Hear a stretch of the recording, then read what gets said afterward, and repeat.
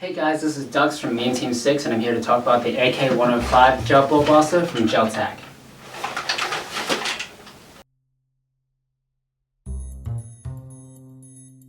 When you first pick it up, it's pretty nice to hold. Like, it's got an ergonomic grip, the rail feels natural even if it looks a little bit large. You can have a lot of attachments on, which I'll get to later, and you have an extendable stock depending on how far away you want it to be. The box itself comes in something like this. You have a little cutout that shows the different types of blasters you can get. This one is the AK105, but you could also pick up the AK47 version.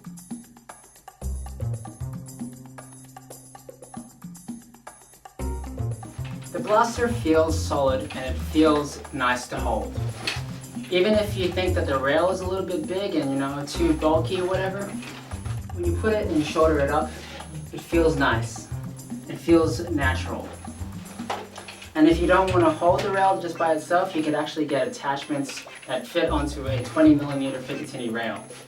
So if you want to have like an angled foregrip, or if you want to have a classic foregrip, you can. It's easy to do, it's great to put on, it's very ergonomic. So in terms of attachments, it comes with a dummy scope.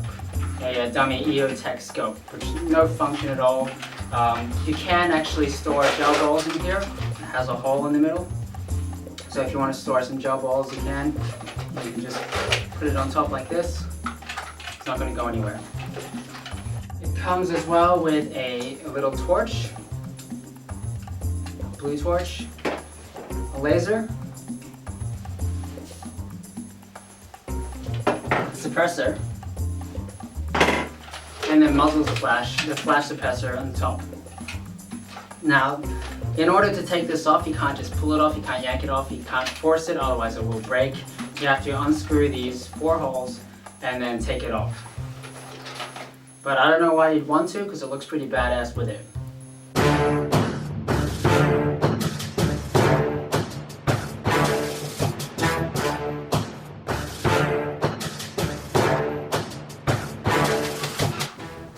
If you're ever down in a cartel raid, and trust me, I've been in those, and you need a good blaster that you can count on the AK105.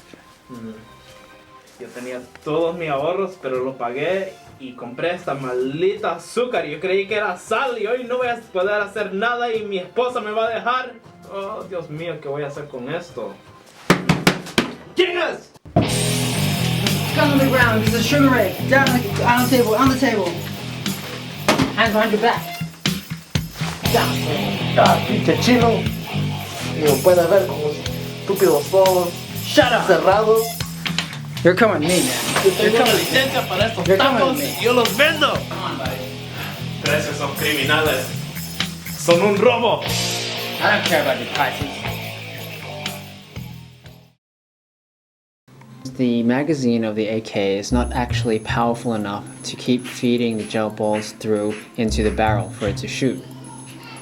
However, using gravity and turning your blaster upside down, maybe if you're behind cover or something like that, you can get it pretty consistent, but it's not a viable option at all times, especially if you're going to hold the blaster up properly. So in this next part, I actually set up some targets away and I marked out 10 feet, 20 feet, 30 feet, and 40 feet.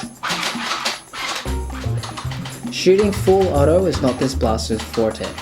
Unless you are shooting it upside down and under the right circumstances, you're not going to get a very consistent grouping. The forte of this blaster does rely on its single and burst fire capabilities. So in the 10 feet, I was able to accurately shoot the targets down. However, when I got to 20 feet and over, it gets a little bit harder. I kept trying to shoot it, but it took a few shots to actually get it accurate and then kind of estimate how much I need to change my altitude by. At 30 feet, it's a little bit harder, and also at this time of the night, I was actually running out of ammo in the magazine, so like I said prior, the magazine is not really powerful enough to feed balls through consistently. So when it gets lower capacity, it actually starts to have a little bit of problems. That's why you should really have some spare mags handy. So around the 40-foot mark, I was having a lot of problems. The magazine wasn't feeding because I was running low on ammo, and also it's just very hard to hit small targets at 40 feet away, especially with a blaster that it's better for CQB than for long range. So whether you use it in a war or if you use it in a film, it's not a perfect blaster, but I would definitely use it as one of my primaries. So overall, I do like the blaster. It feels nice to hold, it feels tacti-cool. There's a lot of attachments you can put on and take off. There will be spare mags coming soon if you want to use this as a primary. It's not a bad price, sitting at $160, free shipping Australia-wide.